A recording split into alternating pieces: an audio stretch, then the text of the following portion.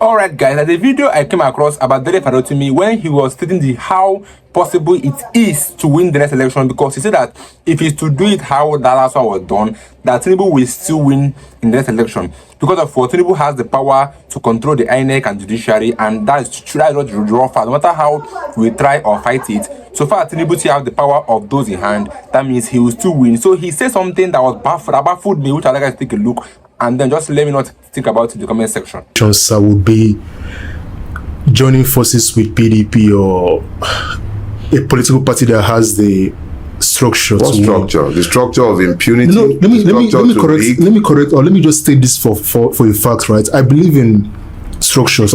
By structures, I mean, so for example, your life has structure, my life has structure. We didn't lose 2023. No, we didn't lose 2023 because of a lack of structure. But one would argue, I think I saw on the internet that LP didn't have polling agents and a lot of... What about PDP? Didn't PDP have? I was in the situation room. Yeah. And what I can tell you is this. Where we didn't have polling agents, PDP had. But PDP is not LP. But we shared resources. Why? It's a different political party. Number one, remember this. I am not a member of Labour Party. Okay. I worked for Peter Obi. Yes, that's true. And in looking at the election, I was looking at the election holistically. Holistically, in the sense that I wasn't looking at parties. Yes. I was looking at what resources were available.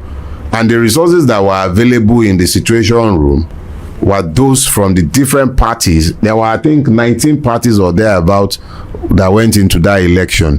Where the Labour Party didn't have polling agents, other parties had, and we shared information.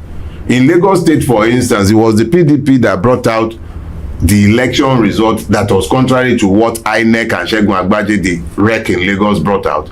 They brought out the result in Lagos State without a single Form EC8A backing it up. Where did they get those results from?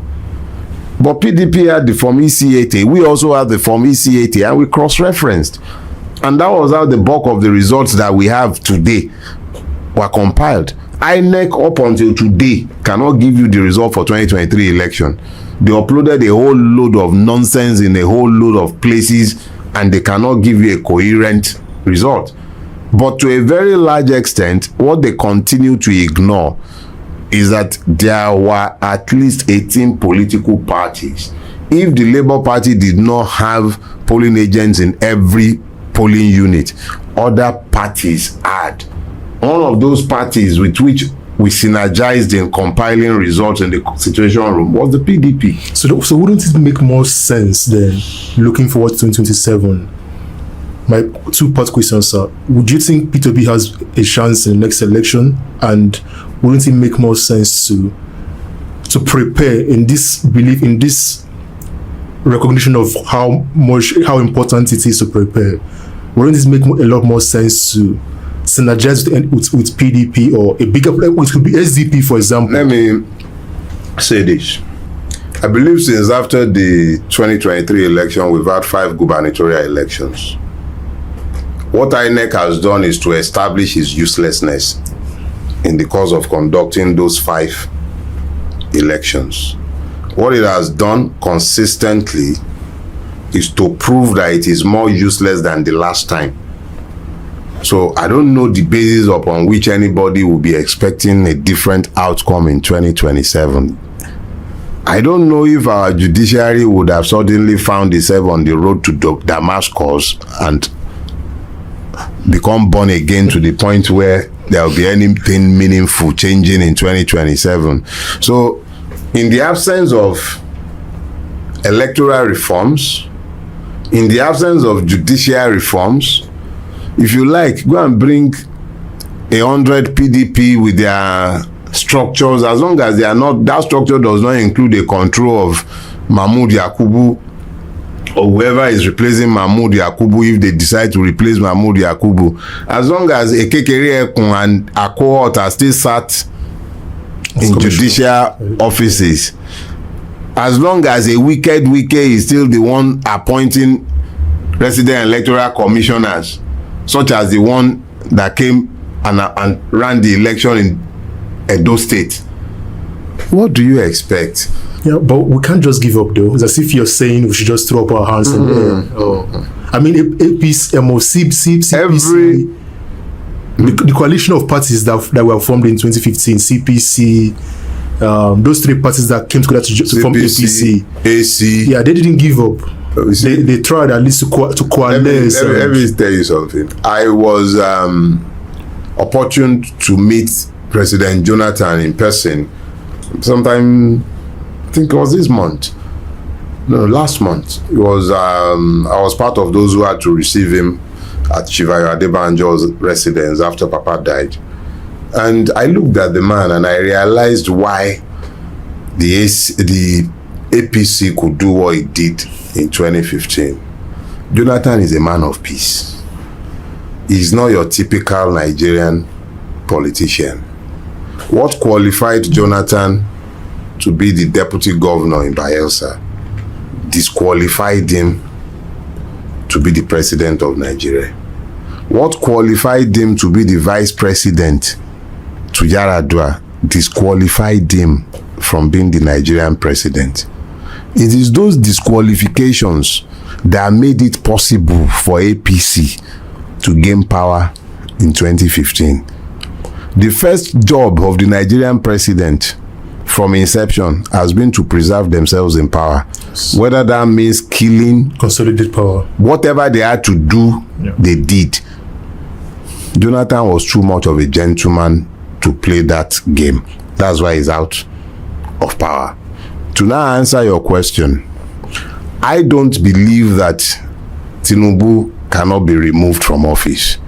But I don't believe that that will be achieved because a coalition of disgruntled politicians came together to decree it. It will only happen when the people come to the knowledge of the fact that power resides with them.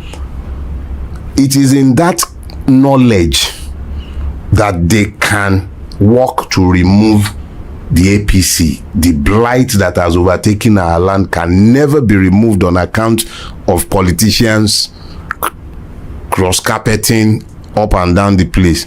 In any case, when have you ever heard Nigerian politicians quarreling over substantive issues of policy or anything of the sort? Ideology, no. Never. The only time they quarrel is when they can't share the loot in their preferred fashion. So that PDP or Pupupu or this one or that one, I'm not interested in coalitions of politicians. I would love to see Nigerians realigning across the length and breadth of Nigeria, awakening to the fact that this is their country, they have no other one, and they are the ones who would have to save it. Organizing themselves to resist the burgeoning impunity that has overtaken our country. That will give me hope. But talking about politicians aligning, forming this or forming that coalition, I just see it as more of the same old nonsense. I don't see that birthing any change of it. I think this man just stated the fact. All we need to do is to do what? To align as one, come together as one, which I'm not seeing it possible. That means I think I'm beginning to doubt that a new Nigeria is possible, because if people do not come together themselves, we cannot remove Tinubu from office. Tinubu has the judiciary in his pocket. He has the INEC in his pocket. He has the police, the soldier. He has everything he takes for him to remain in that seat in the next 8 years in his hands. So it's going to be a difficult, if you like, coalesce with anybody. So far, Tinubu is putting those that will serve him in seats to be hard or nearly impossible. And let me tell you the truth is that if they put you there as an INEC chairman and they're paying you a lot of money, you will see that most times you forget about conscience. The money will just engross you. You'll be doing things that people ask you to do. That's why it's not always easy to blame it. That's why it's always easy to blame others until you're in the shoe. But it does still just justify the fact that they are doing the wrong thing. But the difference is that it lies in the hands of the people. If we can come together and remove this man from office, that would be the only way that we can achieve that. I'll see you guys in my next video. Let's hear your views about that video watched by Dele Farotimi. I'll be with you guys in the next video.